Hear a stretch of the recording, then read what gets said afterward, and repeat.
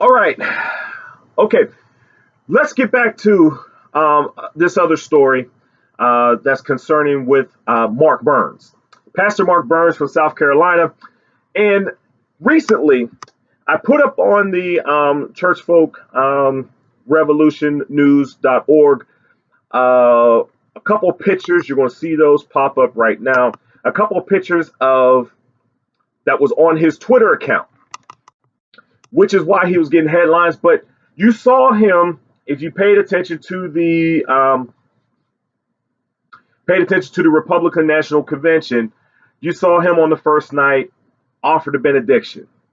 And I think that he spoke later on in the week. I'm not sure. I didn't watch every speech of either convention. I watched a lot of it, but I didn't watch everything. But Pastor Mark Burns is one of these cats, just like Daryl Scott, who just immediately just emerged into this world that we had no clue before the election season. I have never heard of Mark Burns until last August of 2015, when he and Daryl Scott, I had heard it, because I'm from the Northeast, I've heard of Daryl Scott, but I really haven't heard of Daryl Scott. Much of, I've heard of this guy, Daryl Scott, this pastor guy in Cleveland.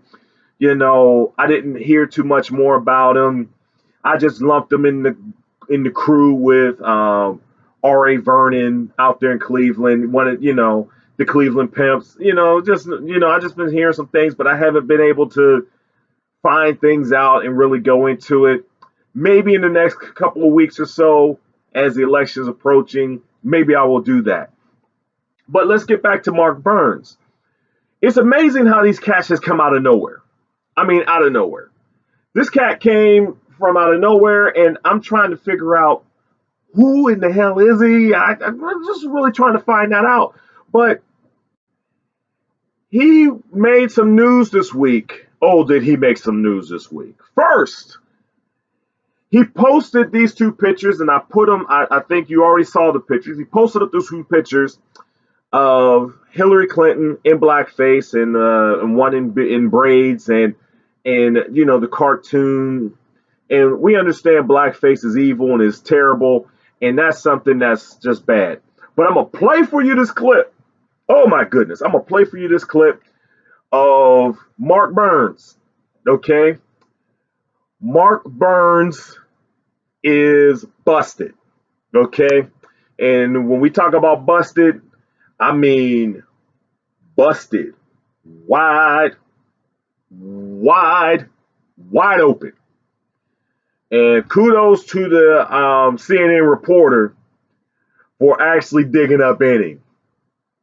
We're going to play for you that clip right now. Did you attend North Greenville University? I did attend North Greenville University. Did you graduate from North Greenville University? No, I didn't complete the degree at North Greenville University. Okay. Again, the bio that's on your website claims that you earned a Bachelor of Science degree. Did you make that claim?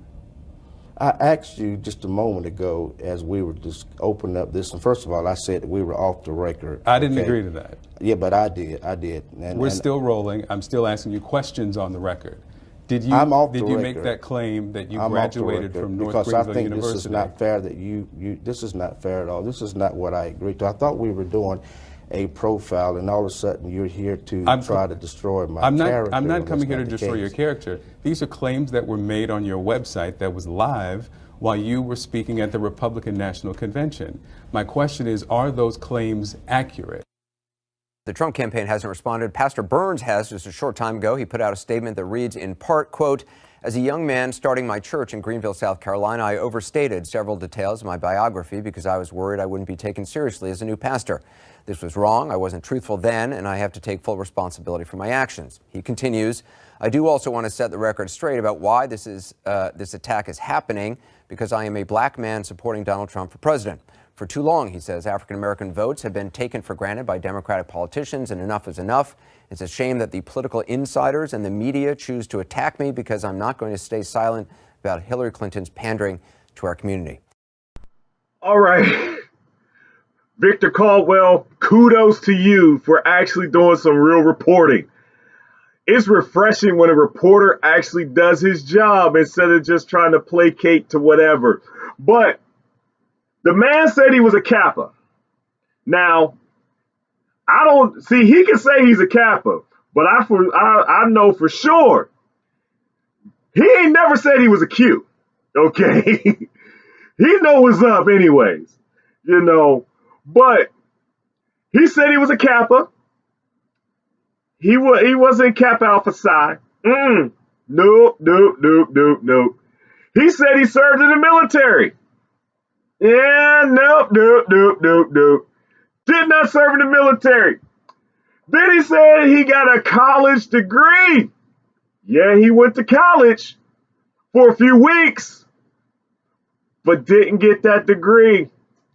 See, when you as a pastor decides that your testimony isn't good enough, see, that's when we got to call into question why you are a pastor, Pastor Mark Burns.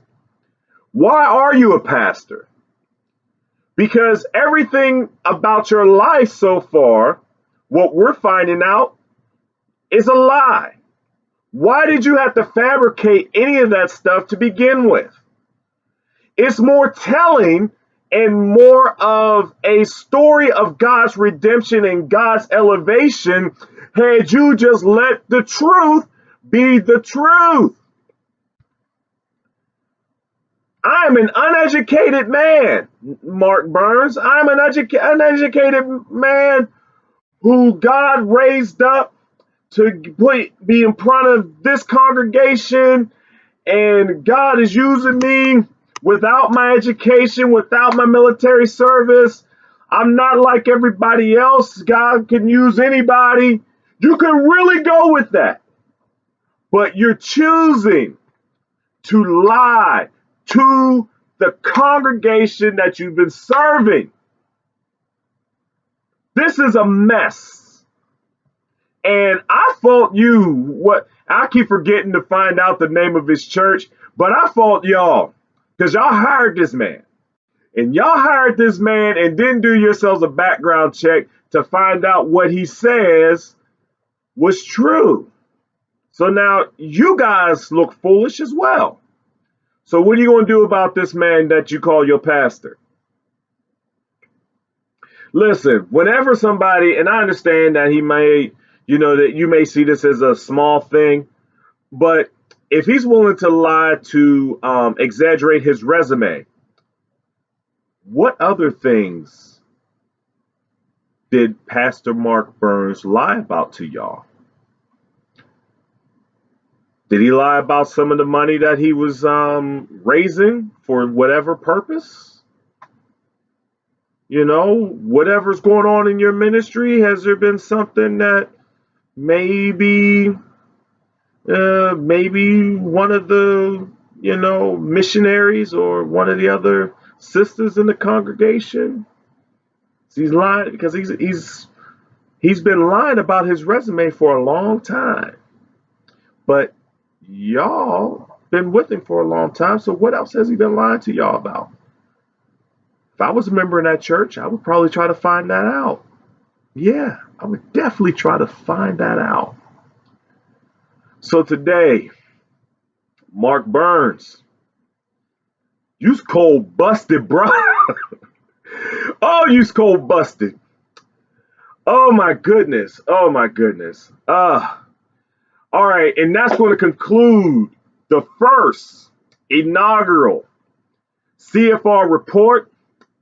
As it comes through to next week, hopefully we will get a definite statement on the health of Bishop Eddie Long. I'm also going to be working on trying to get information about Pastor Daryl Scott. Oh, by the way, in the Trump story, Daryl Scott, Ben Carson, Omarosa, they were all there too. But we're gonna definitely get into some of these preachers that we never heard of. And here's the thing: when the 100 preachers call went out, and they had that meeting back in November of 2015, there were some big wigs in that meeting. There were some big preachers in that meeting. But for some reason, some of these big preachers, we ain't heard a word from, not one word since that meeting. So that's something to think about. We're hearing all these cats that have no real fame, and they're basically saying that they're speaking as if they're, the voice for the black church to Trump.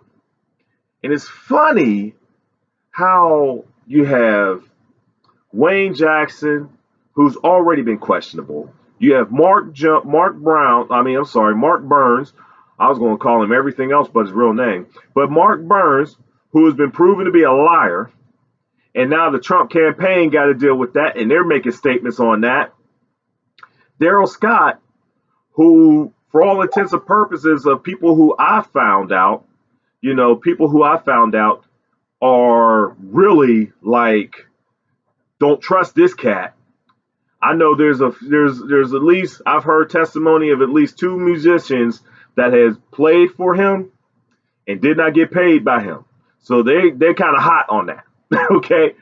But we're gonna deal with these cats in the next couple of weeks. But yes, every week, hopefully, by noon on Saturday or some close time before that, because it's college football season. And I like to watch me some college football. So college football comes on around about noon, and I'm hoping to get this thing done and uploaded as kickoff approaches. So look for these reports every Saturday. The CFR News Report every Saturday here on CFRnews.org. And one thing every week, you'll hear me start the show, and you will hear me end the show with revolution.